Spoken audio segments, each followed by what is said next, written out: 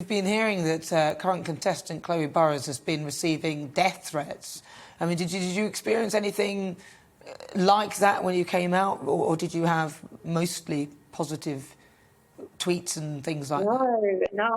I mean, I think it just comes with being on the show or on any show. You open yourself up to everyone's opinions, especially with them being behind a screen. You know, anyone can write anything and not have to take any consequences from it. So I definitely got death threats. You know, my mum was worried about me leaving the house and getting acid thrown in my face. It wasn't something that I took to heart necessarily at the time. I think it was actually harder for me to see my family have to see those types of comments and worry more about it.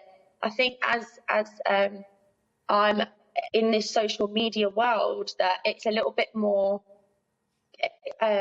you know, I kind of expect it. Whereas your friends, like your family, they're a little bit older. They're not used to it. So not that you should be used to it, because obviously it's an awful thing to go through. But it happens, and it's something, unfortunately, that you open yourself up to once you go on a show and you open yourself up to a TV program.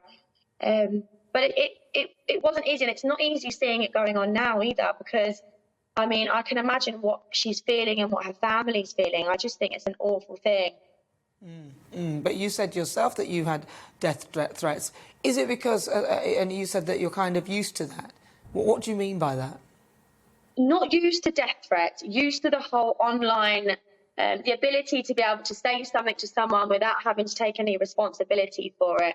Instagram has got or Instagram, Facebook, whatever it may be, you can make fake accounts, anyone can say anything and no one has to hold any responsibility.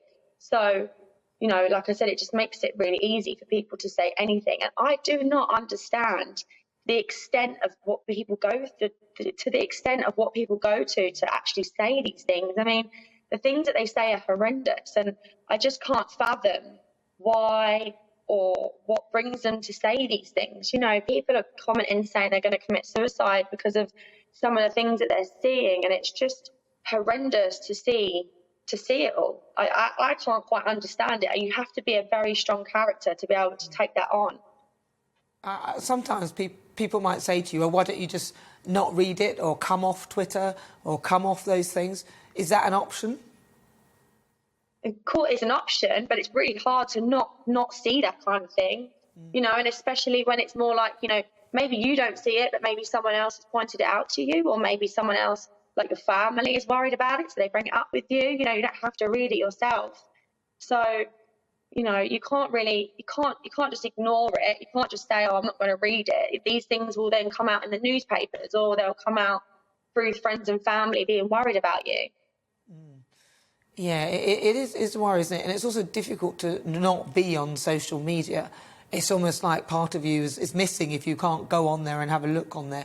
And actually, you should be able to do that in any case. Now, you came out of the villa. Whereabout did you get in the competition? I went in as a bombshell about 2 weeks in, and I left the week before it finished. So I got a good 6 weeks in. It was a really, really good time. I was super excited to get out. Yeah. And what was it like when you did get out there? Were you expecting the way things changed for you? No, I wasn't. I'm not sure what happened in the weeks when I went in, but it just seemed to have gone absolutely crazy. You know, it was quite popular, but it just got more and more and more popular as the season went on. And I never expected to come out and for it to be that crazy. It really was a big shock, especially being in like the dumping villa. So you're still not allowed to talk to your friends and family, and you start to hear everything that's gone out in the newspapers and everything, the opinions that people have on you. And it's quite a scary, daunting thing. And I must point out that Love Island really, really are supportive and amazing at, you know, as long as you're talking to them and you voice your worries and concerns, they really are supportive and there for you if you need them to be.